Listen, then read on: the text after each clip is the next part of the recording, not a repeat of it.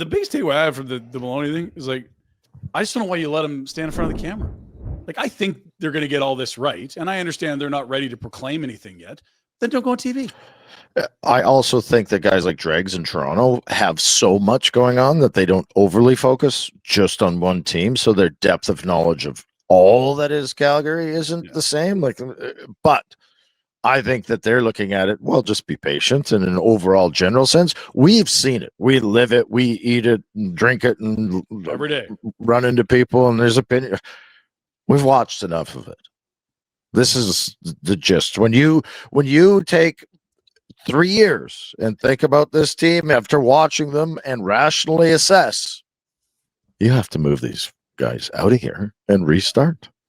I don't get the comment of the, well, you got a new rink coming and it's a 7 or 8 year rebuild. No, well, doesn't have to be. The only way that you make that happen is by making the wrong picks. So there's no guarantees that even if they do everything right, and we could walk through it exactly how we would lay it out. I'm absolutely trading Kadri, and I'm going to chew money on that contract so that I get more in return. I would have dumped Anderson for the deal that was supposedly so good from LA, and I told you how I'd have done it. I just said, what do you want for a contract? Okay, I'm going to give it to you. Now I'm going to move your ass. Blah, blah, blah. But I would run it that way. Coleman, you're gone. I don't care. Like, I would not have resigned back. Blah, blah, blah. You can lay it out. The only fly in the ointment is if you don't get good picks. Right. If you don't turn the assets that you get in return into game-changing players. If you don't do that, then you're into 8 years of crap. I agree. Like, Cole Reshny, by all accounts, great player. They get him at, 18 last year? And you're like, wow, like that might be a center that could arrive in like 2 to 4 years. We're not talking 2 to 4 years when you're picking in the top 3. You're talking next year, or maybe you have to wait 1 year. Like, if you want to speed things up, the path is very clear. Get to the top of the draft. Like, we did the show yesterday, and I don't know. I don't know why I had such a be in your bonnet, because it feels like you're being bullshitted. That's why. You know what it was is because every other year they're kind of middle of the pack, and then you get to around Christmas because we talk about you got to sell off, and then you reach that point where it's they're not going to be bad enough to finish in that bottom 5. You owe it to the guys in the room, blah blah blah. And it's almost because now they're dead last, and will they play better hockey? We've talked about that. Yeah, this is not going to be the worst Flames team of all time. They're gonna get some wins here and there, but now you're finally down there. And you haven't traded away your first round pick like a year. Like, imagine if you didn't own your first rounder this coming draft. That was last year. Jesus Christ. You'd be like, no, you've got your pick.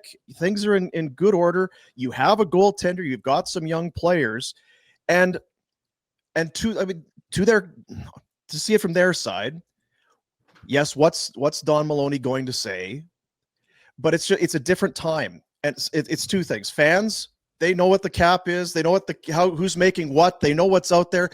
Also, they're seeing all these young stars light up the NHL. They also know who's available in the coming draft because of the proximity of Gavin McKenna. They watched him in Medicine Hat. There's that around this fan base as well. And they're tired of mucky middle. We want to be a good team. They have missed the playoffs. This will be the 4th straight year and 5 out of the last 6.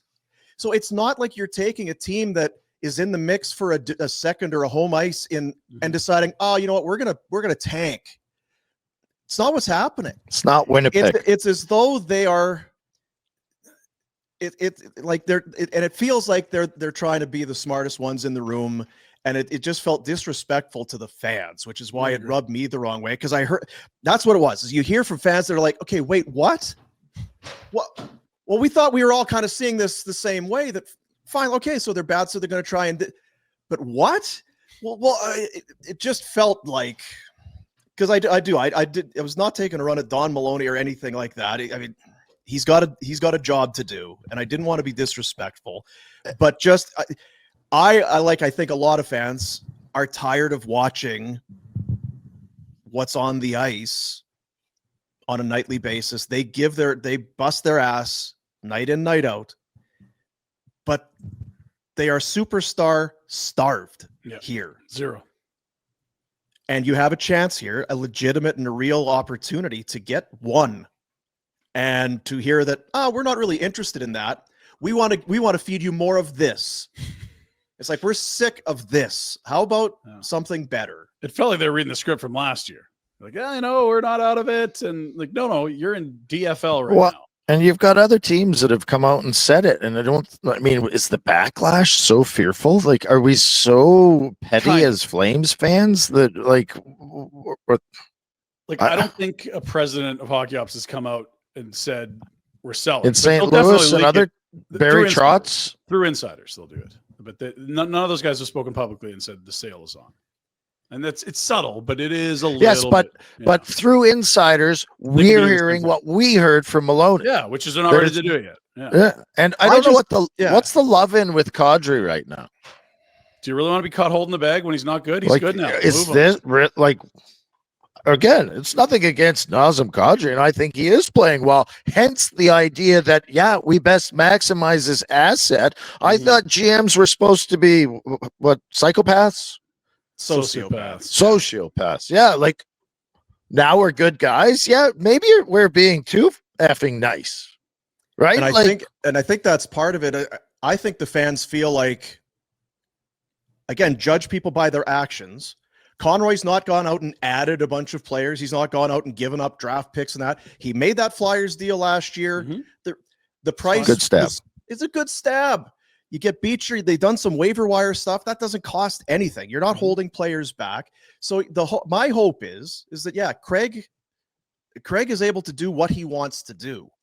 But there's also, I think, a fear that when he runs things up the flagpole, that there's some resistance there with what he wants to do. We have an example being, and it's a hypothetical, we've got a really good trade offer here for Nazem Kadri, and the answer is Kadri's part of our core. Like, we love our core. We love Nazem. Don't think so. You just hope that there's always going to be differing of opinions when you get into a room, and that's what makes things great.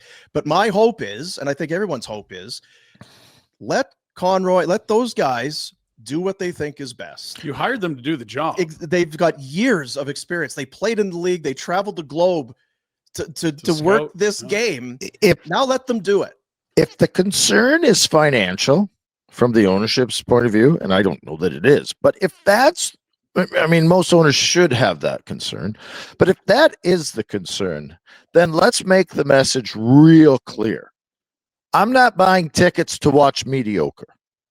I want to buy tickets for a team that's trying to win. I'm with you 100%. I think this fan I base think that's where most fans are right now. I think it's if and this again, we don't know. It's hypothetical. If their concern is that we can't sell tickets because you're in 32nd and you've tried to be middle of the road forever, I don't want to buy tickets to that.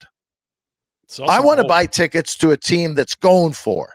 And you could argue, you could argue that what they've been doing, maybe you could spin it and try and sell it.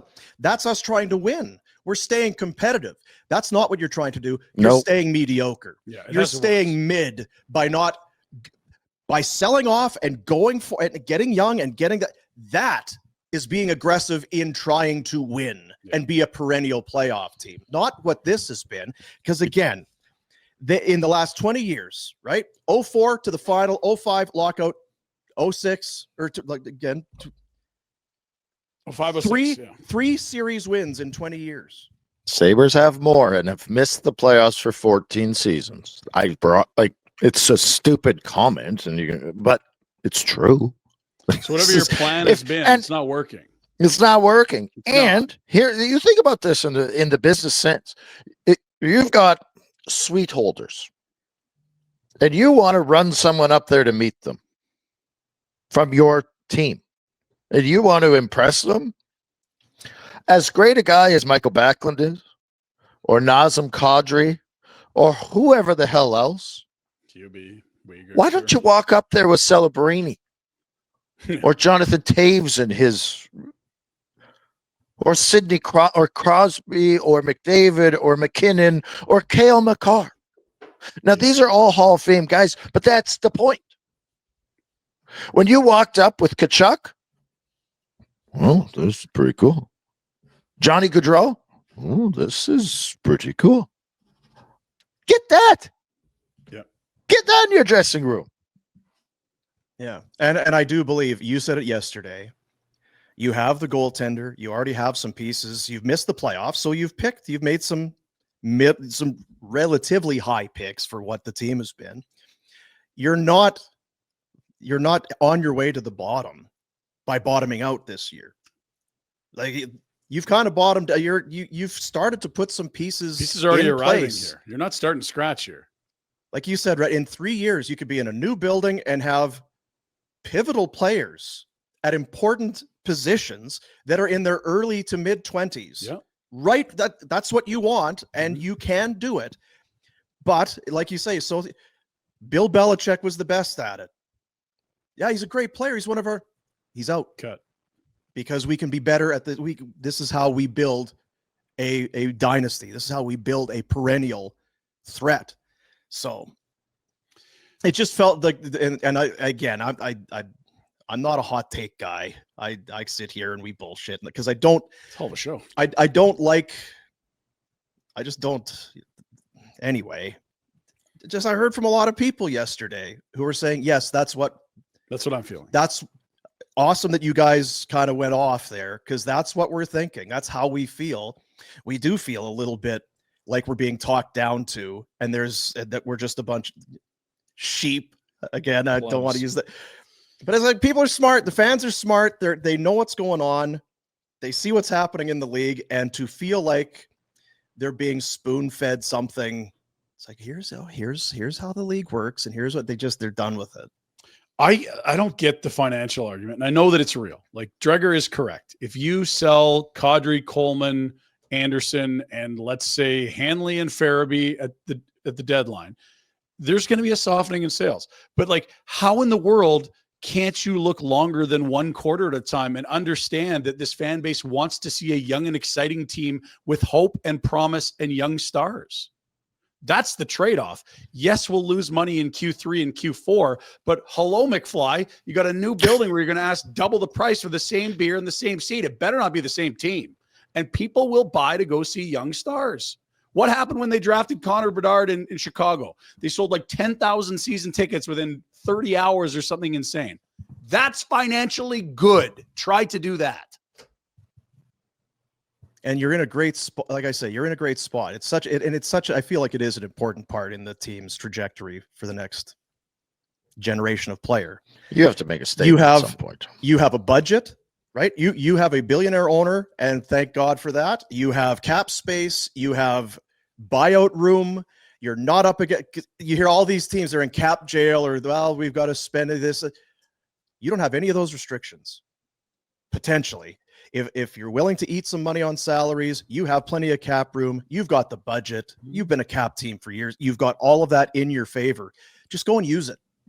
Yeah, don't leave these tools on the bench. And if only you had players to sell. Well, you do. You have players that would be attractive to other teams. It's an opportunity to speed the whole thing up. I feel like we are just kind of doubling down on what we said. But anyway. Retro was going there. I like it. Is he frozen? He's not. He's there. Oh, he's there. No, I'm just dialed in. I was going because I think it's important, and we all believe it, and I think we're right. And I'm not saying that the management doesn't know this, but it does feel a little tone deaf, the message that the fans continue to hear. It's like, good God. You didn't have to put them on TV yesterday or 2 days ago. Yeah, and I don't like the if you're rooting for a rebuild, that you're just not a fan of the team. That means you're rooting for losses. No team. Don't call fan does that. That's not. Yeah, no fan was excited when they drafted Sidney Crosby or Connor McDavid or Nathan McKinnon. Hey, buddies, thanks for watching. We appreciate it. Also, if you could throw in a like and subscribe, it does help us out with what it is we are doing. And check out more at flamesnation.ca.